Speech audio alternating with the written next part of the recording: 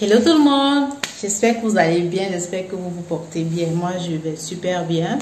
Alors si c'est ta première fois ici, n'oublie surtout pas de t'abonner et d'activer la cloche de notification pour ne rater aucune de mes vidéos. Je m'appelle Arlie, je réside en Chine et sur cette chaîne on parle de la Chine. On parle un peu de certains sujets intéressants et on fait aussi des tutos beauté parfois. Donc, si tout ceci t'intéresse, abonne-toi. Ok? Bon, ici en Chine, mon plus gros défi, je vais dire oui, parce que c'est toujours un problème chez moi, c'est la cuisine. Il y a une grosse différence entre la cuisine chinoise et la cuisine camerounaise. Oui. C'est évident, ok?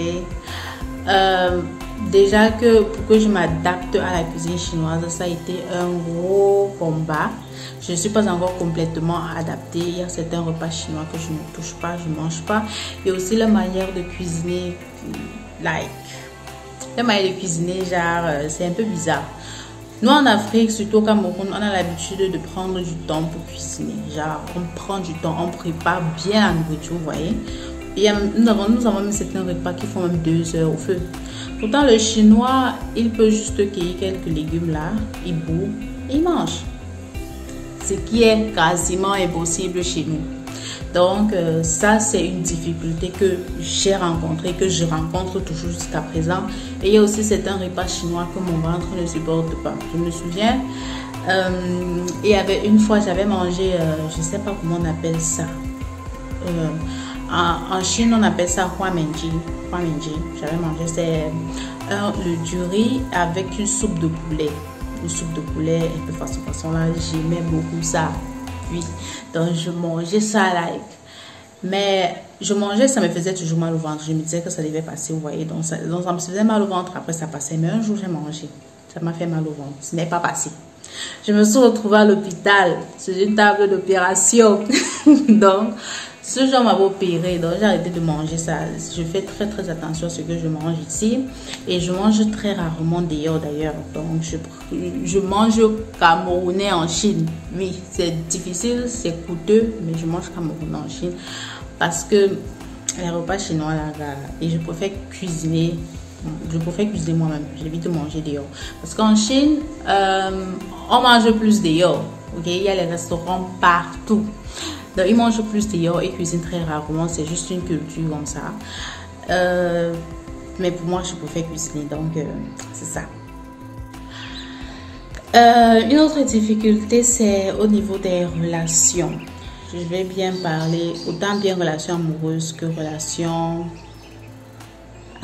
amicales. C'est très difficile. Même pas que c'est très difficile. C'est très difficile de trouver un gars sérieux en Chine. C'est très facile de trouver un gars, mais c'est très difficile de trouver un gars sérieux en Chine pour les femmes. Et pour les hommes, c'est très difficile de trouver une fille sérieuse en Chine. Franchement, je ne sais pas pourquoi. Je ne sais pas pourquoi, mais c'est très difficile. Bon, du côté des femmes, moi je suis une femme, je vais parler. Moi je ne connais pas pour les hommes. C'est très difficile de trouver un homme. Pourquoi? Parce que si tu viens dans l'optique de... Peut-être tu viens d'une famille traditionnelle comme la mienne. Là où on te dit que... Oh, il faut être avec un Camerounais. Non, il faut être avec quelqu'un de ton village. Des choses comme ça. Oui. Tu viens de ce genre de famille-là. Ça te sera très difficile parce que en Chine, tu peux te retrouver dans un environnement où tu es la seule personne qui vient de ton pays. Donc, comme par exemple, je suis camerounaise. Tu peux te retrouver dans un environnement où tu es la seule camerounaise. Et là, c'est très difficile de dire que tu vas te mettre en relation avec quelqu'un d'un autre pays. Oui, surtout si tu viens d'une famille traditionnelle, entre guillemets. Donc, c'est pour ça que je dis que trouver un gars, c'est facile. Ils sont là plein. Ils veulent tout sortir avec toi. Donc, tu as le choix. Mais trouver quelqu'un qui est sérieux, qui veut bâtir quelque chose avec toi, c'est ça qui est difficile ici en Chine. C'est pas tout le monde qui veut faire ça. D'autres veulent seulement jouer. D'autres ont des obligations ailleurs. Donc, c'est un peu ça. Et niveau amitié, de nos jours, moi, je préfère rester seule. Vrai, franchement, de nos jours, vraiment, je préfère rester seule. J'ai déjà essayé de faire les amitiés ici en Chine. J'ai quelques amis, très peu d'amis. Tout simplement parce que les gens ne sont pas toujours avec toi parce que ils veulent être amis avec toi. Ici, là, tout ce sont les intérêts. Donc, trouver quelqu'un qui veut vraiment être avec toi sans vouloir quelque chose en retour, c'est très difficile. C'est donc pour ça que pour moi, je préférais souvent l'environnement de notre pays. C'est vrai que au Cameroun, et pourtant au Cameroun, c'est vrai qu'il y a aussi les joueurs là-bas, mais quand même, c'est plus facile comparé à ici en Chine. Donc, oui, comme on dit souvent, on est toujours mieux chez soi qu'ailleurs. Et aussi, la drague est différente. Hey! Les gars, apprenez à draguer, pardon. Apprenez à draguer. Tu vas voir un gars. Tu l'attires bien. Il trouve que tu es belle. Au lieu de venir te parler, ils font encore les choses des petites filles là. Genre, il va demander ton WeChat à quelqu'un. Après, il va t'écrire. Il va te dire que tu connais le gars qui est à côté du gars, qui est à côté du frère, qui était. Genre, tu dois encore commencer à te souvenir que, il parlait de qui. Alors, c'est commence à dire comment tu es belle. Voici le procédé. Les gars, moi, je lance vos secrets de yo.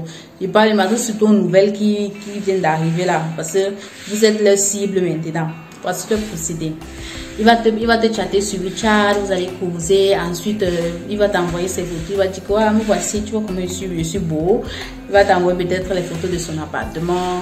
Et puis après ça, il va dire que bon, on sort, il va t'amener dans un endroit chic, parce que oui, les restaurants chic, il y en a plein. Ça n'est pas parce que c'est chic que c'est cher, ok les filles, c'est pas parce que c'est chic que c'est cher. Donc, il va t'amener dans un restaurant, il va payer tout, donc tu seras déjà ébloui, surtout quand tu es nouvelle. Ils aiment ça. Tu seras déjà ébloui par tout.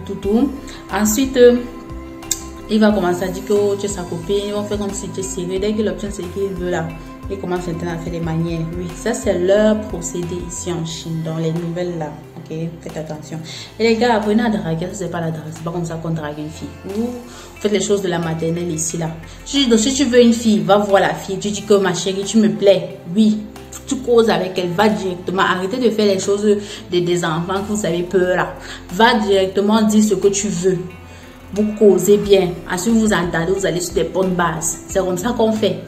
Vous prenez les WeChat des gens, vous commencez à chatter, vous commencez à dire que oh, tu es belle, oh, j'ai pris ton numéro chez l'oncle, de la soeur, de la tante, et stop it.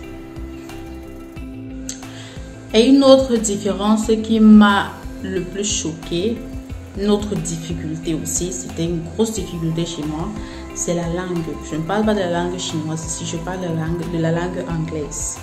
Je parle anglais, je parle français et je me débrouille en mandarin. Mais quand je suis arrivée en Chine, je parlais anglais. Oui, moi je sais que je parle anglais. Mais les gens ne comprennent pas ce que je dis. C'était une grosse difficulté, je ne comprenais pas en fait, j'étais choquée. Parce qu'en Chine, c'est un mélange de cultures. Nous avons les Sud-Africains, nous avons Zimbabwe, Zambie, Ghana, Congo, tout cela, vous êtes mélangés. Donc, vu que moi je parlais anglais et français, je pouvais causer avec tout le monde. Mais quand je m'adressais à mes frères qui parlent anglais là, par exemple les Sud-Africains, quand je parle, ils ne comprennent pas ce que je dis. C'était trop bizarre. C'est en ce moment-là que j'ai compris que au Cameroun, ce que nous on parle là, ce que nous on parle et qu'on appelle English, c'est le pidgin. Parce que je me retrouvais en train de parler des choses, je me disais toujours les na, un peu comme on parle au pays là. Pourtant ici là, si tu veux que les gens te comprennent, tu dois parler soit le British English ou tu parles le American English. Ouais, pour qu'on te comprenne, parce que même le chinois aussi, il n'arrive pas à comprendre ce que je dis. Genre un chinois qui parle bien anglais, mais tu parles anglais avec lui, il ne comprend pas ce que tu dis à cause de l'accent. C'était vraiment difficile. Donc j'ai dû m'adapter à ça en fait. J'ai dû réapprendre, j'ai dû essayer de changer mon accent, essayer de changer les tons, ma façon de prononcer. Donc ça c'était une grosse difficulté et ça m'a beaucoup frustrée parce que non seulement tu ne comprends pas le mandarin, surtout quand tu viens d'arriver, tu ne comprends pas le mandarin et en plus tu dois communiquer avec tes confrères qui parlent anglais là et tu n'arrives pas à communiquer avec eux. Et ça m'a vraiment frustrée. Et en plus, j'étais la seule Camerounaise de mon université, de mon campus. J'étais la seule Camerounaise. Donc, j'étais celle-là qui pouvait parler anglais et français. Mais j'étais entourée de plus. J'étais plus entourée de ceux qui parlent anglais. Donc, ça, c'était vraiment... c'était vraiment un gros problème chez moi. Une autre chose que je ne peux pas m'habituer, c'est la surveillance extrême de ce pays. Et il y a les caméras partout. Bon, je suppose qu'il n'y a pas les caméras dans les appartements. Je suppose, parce que ça c'est mon appartement ici. Mais je n'ai jamais vu de caméra, donc je suppose qu'il n'y a pas. Mais sinon, il y a les caméras partout, à tous les coins, toutes les coins de rue. Il y a la caméra là-bas, partout. Partout où je vois, il y a la caméra. Donc, vous êtes constamment surveillés. Et on n'a pas facilement accès aux autres réseaux sociaux comme Facebook, WhatsApp, Instagram, tout ça. On n'a pas facilement accès. Les Chinois, ils ne veulent pas utiliser ça. Ils ont créé pour eux. Donc, ils ont créé leur réplica de toutes ces applications-là, mais en chinois. Donc, ce qui fait qu'en tant qu'étranger, si tu veux utiliser cela, tu vas devoir avoir un VPN dans ton téléphone pour pouvoir utiliser ces applications-là. Donc, le fait de, peut-être si tu es en train d'utiliser WeChat par exemple, tu veux utiliser WhatsApp. Tu dois te connecter, tu dois d'abord connecter ton VPN avant de pouvoir utiliser WhatsApp. Et encore, ce ne sont pas tous les VPN qui se connectent facilement, ce ne sont pas tous les VPN qui sont gratuits, ce ne sont pas tous les VPN qui fonctionnent. Donc, il y a ce stress-là constant. Genre, tu ne peux pas te connecter tranquillement. Et aussi, TikTok. Les Chinois ont le TikTok. Nous n'avons pas le TikTok international là. Bon, on peut utiliser ça ici, mais pour utiliser, il faut un procédé encore plus stressant que le procédé du VPN. Donc, parfois j'ai un sens je regarde le pays, c'est comme ça, je dis que, comment les gens peuvent aimer compliquer leur vie comme ça? Une différence qui m'a beaucoup choquée, c'est au niveau du vêtement. Vestimentaire, prendre soin de soi, toujours avoir à être bonbonné bien. Je pense que Cameroun c'est ça. Donc on doit toujours être, surtout les femmes, quand tu sors là, tu t'habilles bien, tu es sexy, on te regarde, on te drague, on te dit que tu es belle, tout. Alors qu'ici là, que tu t'habilles pour, on ne te regarde même pas, on n'a même pas ton temps. Ici tu peux sortir en pyjama, tu pars dans un ministère en pyjama, personne ne va te demander pourquoi est-ce que tu es en pyjama. Pourtant, Cameroun, rien que sortir de chez toi avec une petite culotte là, on t'a déjà dit tous les noms, on t'a déjà insulté, on t'a déjà dit. Pourtant, ici, on s'en fout que tu sois habillé, que tu sois en babouche, que tu sois... On s'en fout. Donc, ceci fait que quand nous autres Africaines, nous arrivons ici là, vu que personne n'est là pour nous dire que nous sommes belles, ou bien alors personne n'est là pour te regarder, on a tendance à se laisser aller en fait. On ne cherche plus à savoir si on est bien habillé, on s'en fout déjà quoi. Donc tu vas voir, on va s'habiller de temps en temps juste pour se faire plaisir. Peut-être quand tu sois avec des copines, oui, tu peux t'habiller de temps en temps, mais sinon pour la vie de tous les jours là, on met ce qu'on veut. Moi, sur ma t-shirt, j'ai toujours le t-shirt et le jean quand je sors. Donc c'est ça. Et ce n'est pas que on n'a pas peut-être les opportunités. On a l'opportunité, les habits ici c'est rien, les chaussures c'est rien, les perruques c'est rien ici. On a tout ça sur place, mais on ne porte pas, on n'utilise pas. Si vous remarquez bien, pour ceux qui voyagent beaucoup, surtout si tu es déjà venu en Chine en vacances ou quelque chose, tu vas remarquer que les Africaines ici là, elles n'ont plus cette envie-là. C'est quand nous, pour pays, qu'on essaye un peu de se mettre bien. Mais si c'est resté ici là, on ne le fait plus. En plus, tu vas me la t'habiller pour qui? C'est toi qui n'as pas de gars. C'est toi qu'on ne drague pas. Tu vas t'habiller pour qui?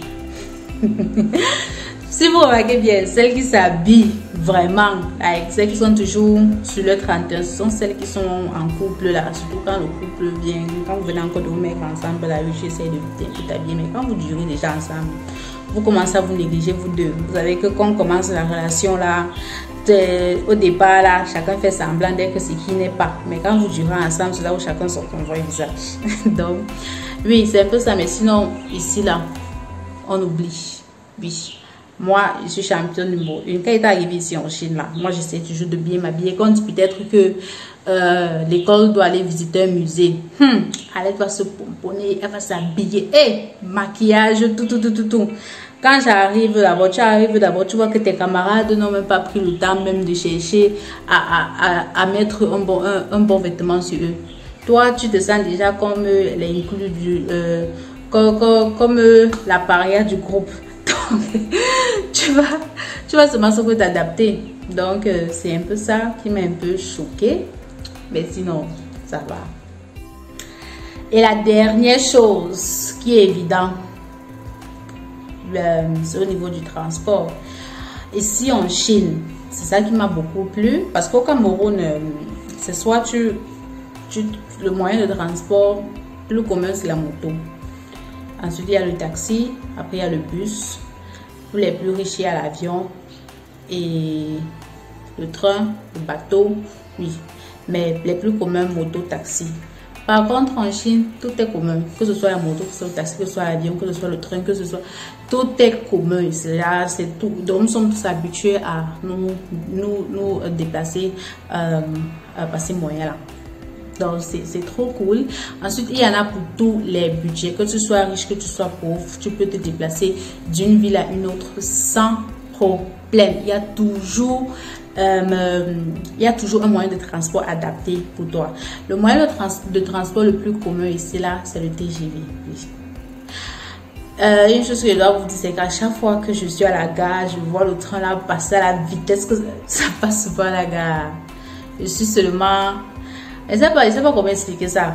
Je ne sais pas comment expliquer. Ce n'est pas que je suis heureuse, mais je ne sais pas que j'ai peur, mais je ne sais pas. J'ai un sentiment là. Genre, ça passe à pleine vitesse comme ça devant toi. Oh my god. Ça, c'est le moyen ça, c'est le moyen de transport le plus commun. Et après, il y a le taxi, of course. Et le taxi, ça varie de ville en ville. Si tu es dans des villes comme Shanghai, Beijing, Guangzhou, le taxi va finir ton argent. Mieux, tu cherches ta moto.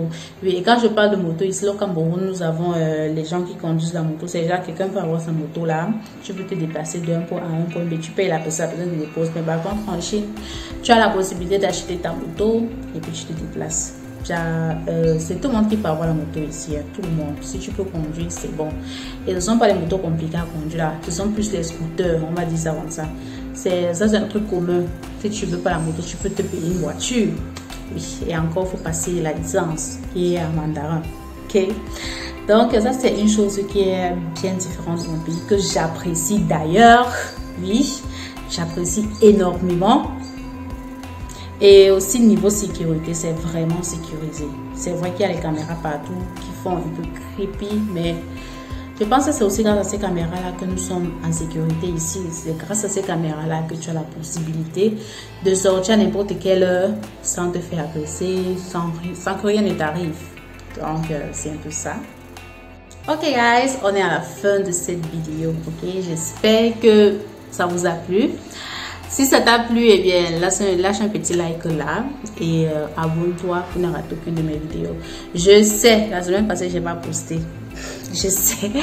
C'est juste que les gars, ces derniers temps-là, je suis super occupée, autant bien, surtout avec l'école, parce que ma pression, mon stress ces derniers temps-là. Je pense que je vais vous faire un story time quand j'aurai du temps, parce que j'ai beaucoup de story time. Je vous ai promis tellement de story time que j'ai pas encore fait, mais je vais vous faire une story time prochainement. Bon, quand j'aurai le temps, je vous fais une story time et je vais vous parler de ce qui se passe ici en ce moment. Donc, n'hésite pas à t'abonner, active la cloche de notification et surtout laisse-moi ton avis en commentaire. Si tu as une suggestion de vidéo, tu peux laisser ça en commentaire. Et on se dit à la prochaine. Prends bien soin de toi, prends bien soin de ta famille. Take good care of yourself. Bye bye. 再见。